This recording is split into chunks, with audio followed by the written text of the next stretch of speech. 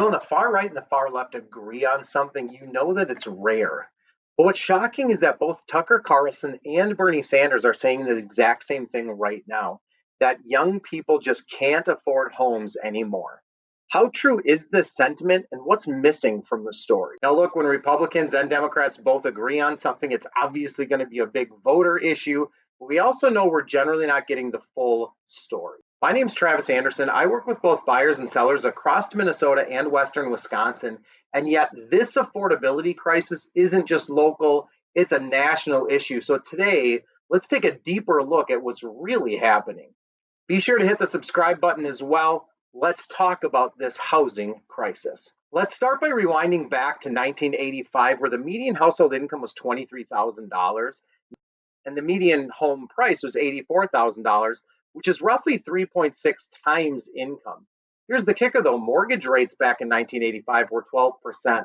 That made the average payment about $860 or 45% of household income. Now, if you fast forward to today, the median income is about $84,000, while the median home price is $417,000, which is 5 times income. But because the rates are half as much, that makes the payment roughly $2,624 or 37% of our income. So the sticker is quite a bit larger, but that monthly payment is actually lower. Now, realistically, we'd like to see that number between 25 and 30%. 37% is still inflated. Something is going to have to give, whether home prices come down, rates come down, or incomes go up, or some combination of all three. Stick with me until the end of this video because you'll be surprised that prices are likely not going to come down much. Now, to give a little more perspective, in the 1960s, the average home was about 1,200 square feet, maybe one bathroom, maybe one garage. But here in the 1980s, as we fast forward, it was about 1,700 square feet. Sometimes we had a second bathroom, sometimes a second car garage. Today, the median home is pushing 2,300 square feet, often with 3 bedrooms and a 3-car garage.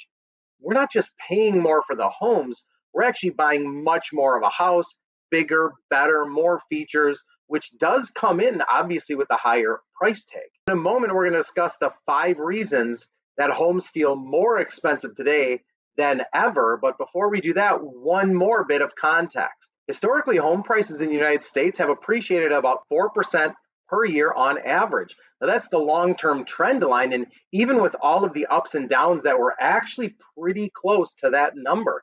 If you were to take that same 4% appreciation, we should be looking at about a $400,000 median home price. We're at $417 in the nation, and so we're only a few percent off of that. Obviously, home prices might come down a little bit, but they're unlikely to fall well below that 4% average appreciation. So if prices aren't wildly out of proportion and rates are still historically low, what's creating the feeling that houses are just unaffordable?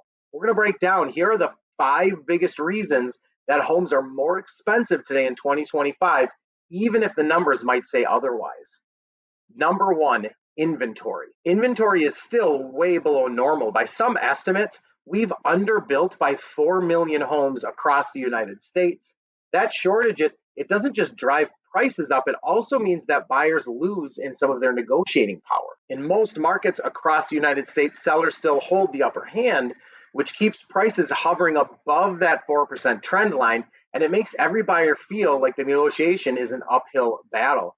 We are starting to see some more shifting markets, particularly in the South. Number 2 is income stagnation. Wages just haven't kept up with inflation. The middle class has taken the biggest hit, especially those without sort of a more high-skilled career, because much of our manufacturing has gone overseas.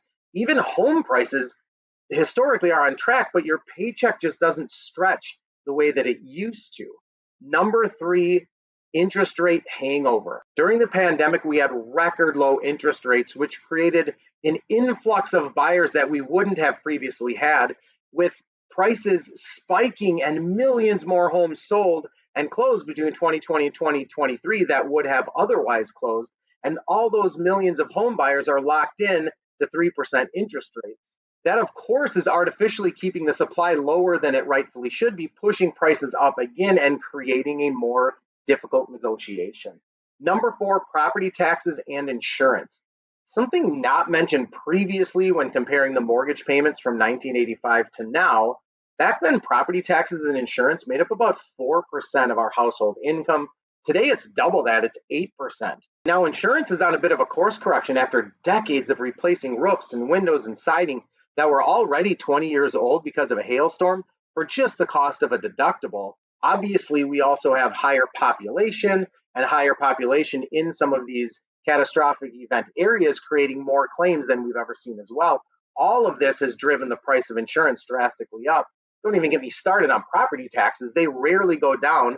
These two things, it's an affordability drag that doesn't show up in that mortgage calculator that we talked about earlier, but obviously it hits hard in real. Number five is a really big one that's hard to ignore, but no one talks about this, especially our politicians. But look, our buyers want everything. They want granite, open floor plan, fenced yards, smart features, 3-car garages, 3 bathrooms. Look, if we look back historically, like we just talked about, our parents and grandparents just didn't expect these things that we have today. They bought what they could afford and they upgraded over time. In many ways, our current modern expectations, that's inflated what affordable actually looks like. We're comparing ourselves to what you might see on TV and the HGTV standards instead of maybe buying a 1,200 square foot home that you would have expected in the 1960s. Now, yes, homes cost more, but we're also demanding a lot more.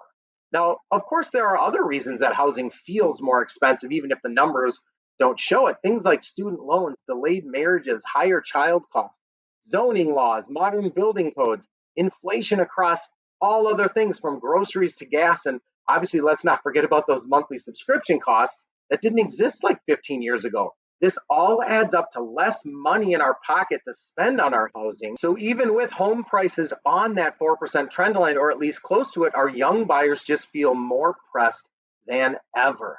But here's sort of the silver lining that neither Bernie or Tucker are talking about right now, and it's a missed opportunity for our politicians.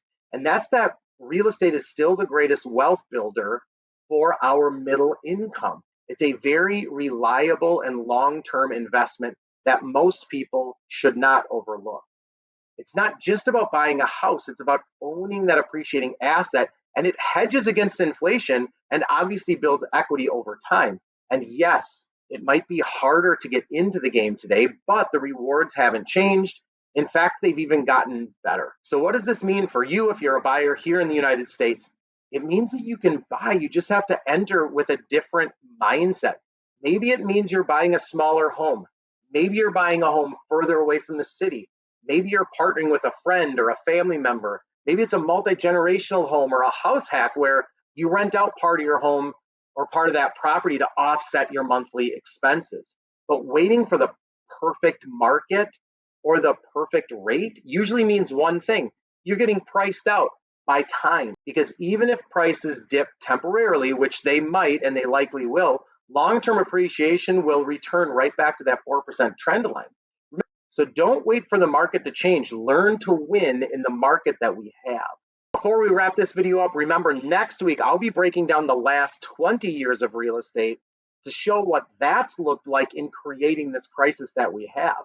Now remember, when the market crashed and it began in 2008, in October of 2008, it began correcting in January of 2012. In other words, it was just over 3 years that the market had crashed before we began a massive course correction where we had steady appreciation until 2023, and then we started to see more of a flattening of the curve.